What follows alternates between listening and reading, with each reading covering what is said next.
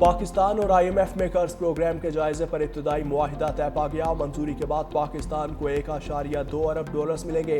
पाकिस्तान को IMF के तहत मजीद $1 अरब जबकि RSF के तहत $1 करोड़ मिलेंगे। IMF का पाकिस्तान के इक्तिसादी प्रोग्राम पर एतमाद का इजहार। कहा 14 साल में पहली मरतबा करंट अकाउंट सरप्लस रहा। माली तवाज़ुन प्रोग्राम हदफ से बेहतर रहा। अफरात ज़र काबू में है। ज़र मुबादला के ज़खायर में बेहतरी आई।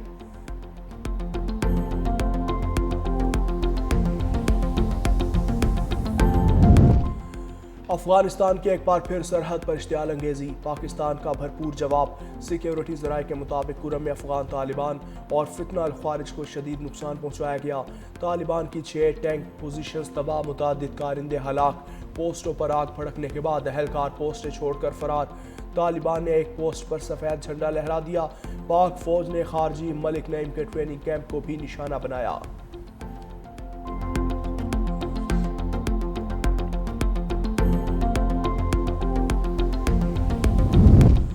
खैबर पख्तूनख्वा के नए वज़ीर आला की हल्फ बर्दारी की तकरीब आज होगी। बिलावल भुट्टो की हिदायत पर गवर्नर फैसल करीम कुंडी कराची से पेशावर पहुंच गए। पेशावर हाई कोर्ट ने गुज़श्ता रोज़ गवर्नर को आज शाम 4 बजे तक हल्फ लेने का हुक्म दिया था। अगर गवर्नर दस्तयाब न हो तो स्पीकर हल्फ लेंगे।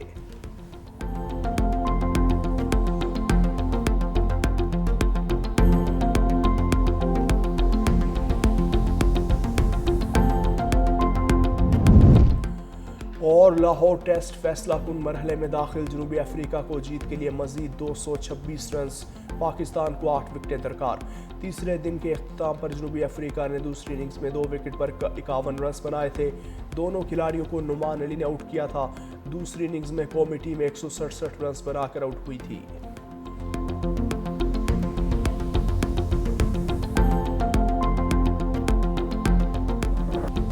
गवर्नर आज 9 मुंतखब वज़ीर आला से हल्फ लें। पेशावर हाई कोर्ट का हुक्म। अदालत ने तारीख के साथ साथ वक्त का तयन भी कर दिया। महफूज फैसला सुनाते हुए कहा कि गवर्नर खैबर पख्तूनख्वा शाम 4 बजे तक सुहेल आफरीदी से हल्फ लें। अगर गवर्नर दस्तयाब न हो तो स्पीकर जिम्मेदारी निभाएंगे। 9 मुंतखब वज़ीर आला से बगैर ताखीर के हल्फ लिया जाए। समाअत के दौरान गवर्नर के वकील ने बताया कि गवर्नर ने कहा है कि सूबाई हुकूमत जहाज भेज दे, मैं आज वापस आ जाऊंगा। चीफ जस्टिस अतीक शाह ने रिमार्क्स किए कि एडवोकेट जनरल साहब फिर जहाज का बंदोबस्त करें। एडवोकेट जनरल ने जवाब दिया कि अब तो वज़ीर आला नहीं, किसको बंदोबस्त करने का कहा जाए।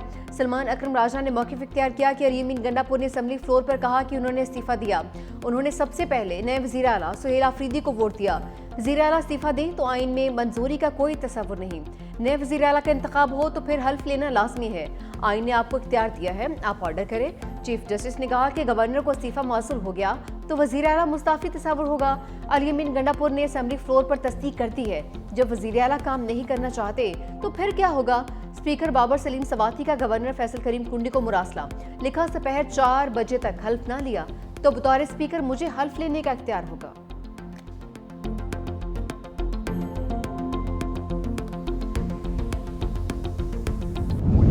अपने अदालतों पे आज भी एतमाद है। आइन के मुताबिक, कानून के मुताबिक जो हमारा जमहूरी हक था वो हमें दिया। अगर गवर्नर साहब ने हलफ उठाने से इनकार किया या अवेलेबल नहीं हुआ तो चीफ जस्टिस साहब ने स्पीकर साहब की जिम्मेदारी ली गई।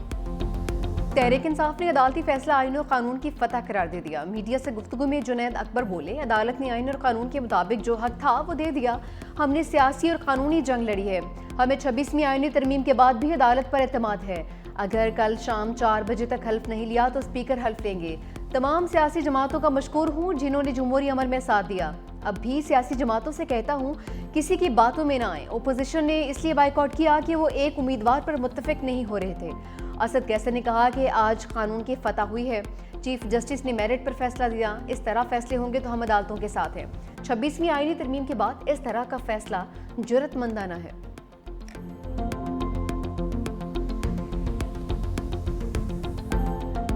मैं बिल्कुल हल्फ लूँगा। जो भी जिसके पास भी मेजॉरिटी होगी हाउस की, उनका सीएम अगर बनता है तो आइन और कानून के मुताबिक उनसे हल्फ लिया जाएगा। सुहेल अफरीदी को उनकी जमात ने बनाया जो कि आज़ाद ग्रुप है। वो जिसको भी बनाए, जिस पास मेजॉरिटी है, उनकी मर्जी है, वो जिसको भी सीएम बनाए। गवर्नर फैसल करीम कुंडी की हल्फ के मामले पर वजाहत, कहा कि कभी नहीं कहा कि हल्फ नहीं लूंगा, आइन और कानून पर अमल करूंगा। मेरा जवाब हाई कोर्ट में जमा हो चुका।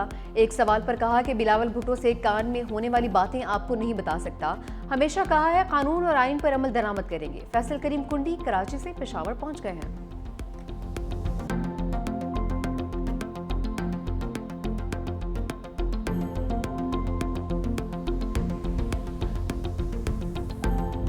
गवर्नर साहब, आपको मेरे ख्याल में पख्तूनख्वा पहुंचना चाहिए। चीफ मिनिस्टर सिंध साहब से रिक्वेस्ट करता हूं कि आप अपना जहाज़ गवर्नर साहब को दे दें ताकि गवर्नर साहब जो है वो पख्तूनख्वा पहुंच के आइन और कानून के मुताबिक अपना जिम्मेदारी ज़रूर पूरा करेगा। नौ मुंतखब वज़ीर आला से हल्फ, बिलावल भुट्टो मैदान में आ गए। गवर्नर फैसल करीम कुंडी को खैबर पख्तूनख्वा जाने की हिदायत दी गई। कहा कि गवर्नर साहब खैबर पख्तूनख्वा पहुंचकर अपनी आईनी जिम्मेदारी पूरी करें। वज़ीर आला सिंध को दरख्वास्त करता हूं कि अपना जहाज गवर्नर को दे दें।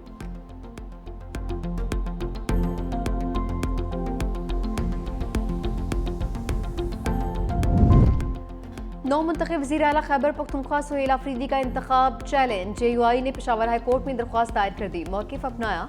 वज़ीर आला का इस्तीफ़ा अभी मंजूर नहीं हुआ, कैसे दूसरे वज़ीर आला का इंतखाब हो सकता है। मीडिया से गुफ्तगू में मौलाना लुत्फ़ुर रहमान बोले, पिछले वज़ीर आला को गवर्नर ने तस्दीक के लिए बुलाया है, मालूम नहीं उनको क्यों जल्दी है। नए वज़ीर आला आने तक पुराना वज़ीर आला काम कर सकता है। चाहते हैं पिछले वज़ीर आला का इस्तीफ़ा मंजूर हो, फिर नया वज़ीर आला मुंतखब हो।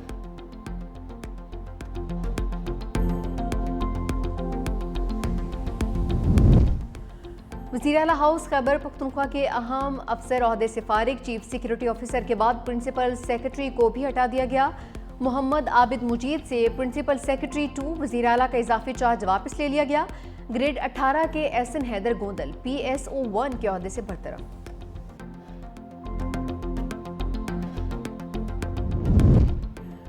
पाकिस्तान 2026 से 28 तक इंसानी हकूक कौंसिल का मेंबर बन गया। नायब वज़ीर आज़म इसहाक डार का कहना है कि पाकिस्तान की कामयाबी आलमी सतह पर इंसानी हकूक के फ़रोग़ का एतराफ़ है। पाकिस्तान आलमी बिरादरी के साथ ताउन के अज़्म का इरादा करता है।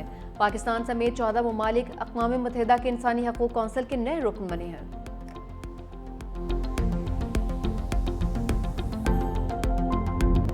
शर्मुल शेख अमन कॉन्फ्रेंस में फ़लस्तीनी रियासत की खुली हिमायत से गुरेज। गजा अमन मुआहदे पर अमरीका, मिस्र, कतर और तुर्किया का मुश्तरका एलामिया जारी। कहा मशरिक़ वस्ता के तमाम अक़वाम के लिए अमन, सलामती और खुशहाली के मौके पैदा किए जाएंगे। खित्ते में इंतहा पसंदी का मुकम्मल खात्मा किया जाएगा। एलामिया में इसराइलियों और फ़लस्तीनियों के मुसावी इंसानी हकूक़ का जिक्र भी किया गया। फ़लस्तीनी रियासत के क़याम या हक़ खुद इरादियत को वाज़ेह तौर पर तस्लीम नहीं किया गया। रहनुमाओं का इंतहा पसंदी के ख़ात्मे और सिफारतकारी से तनाज़ात के हल पर जोर। खित्ते में तशद्दुद और तक़सीम की बजाय अमन और तरक्की के नए दौर का अज़्म। हमास ने 4 यरग़मालियों की लाशें इसराइल के हवाले कर दी। जंगबंदी मुआहदे के दूसरे मरहले का आगाज़। कतर की वज़ारत ख़ारजा का कहना है गज़ा के तहफ़्फ़ुज़, इंतज़ाम और मुस्तक़बिल में जंग से बचाव पर गौर किया जा रहा है।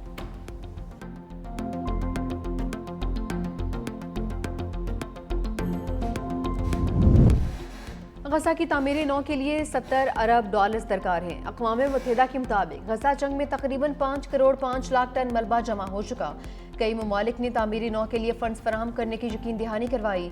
गज़ा की मुकम्मल बहाली में कई दहाइयाँ लग सकती हैं।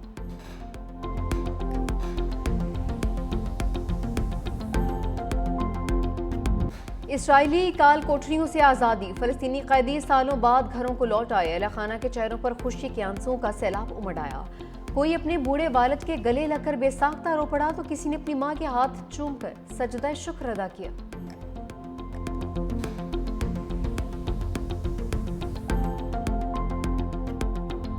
तारीख में हमने देखा है कि अगर किसी ममालिक ने तारीख का सबसे ज़्यादा सीज़ फायर्स तोड़े हैं तो वो भी ये ज़ायनिस्ट रेजीम रहा है।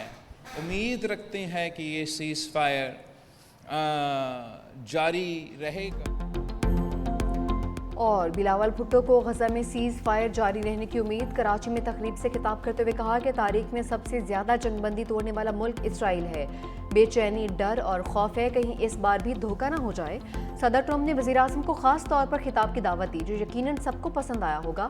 आपस की तकसीम नहीं होनी चाहिए, कामयाबी पर सबको फ़ख्र होना चाहिए। मजीद बोले, हम सियासत, इज़्ज़त और तारीख बनाने के लिए करते हैं। बेनज़ीर इनकम सपोर्ट प्रोग्राम को आलमी सतह पर तस्लीम किया गया। वज़ीर-ए-आज़म शहबाज शरीफ ने कई बार प्रोग्राम को इस्तेमाल किया। पाकिस्तान को मौसमी तब्दीली से नुकसान का सामना है। सिंध में सैलाब मुतासरीन के लिए 20 लाख घर बना रहे हैं।